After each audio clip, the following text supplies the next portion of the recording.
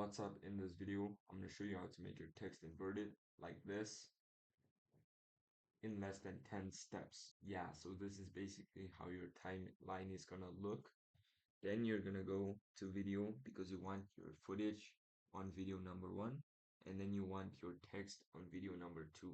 So what you're going to do now is go to video number 1, press right click, then you're going to say add track. Once you've added the track, you're gonna put in your footage. So now I have my footage, and now I'm gonna go to effects right next to the media pool.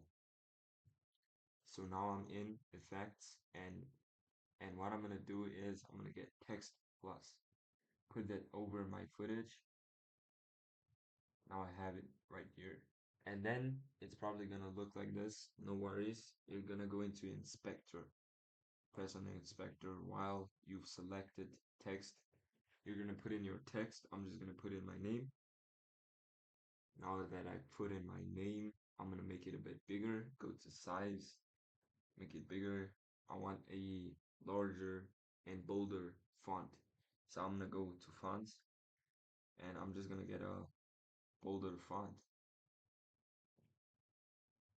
So cool. Now I have my bolder font. I'm just gonna go to settings on the text. So I'm just gonna go into settings and go from transform, cropping, dynamic zoom, composite into composite mode.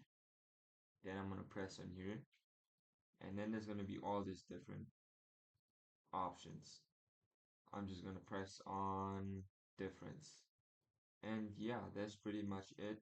Let me just adjust that to make it look a bit better. You can also press this to adjust. So let me just adjust it like that.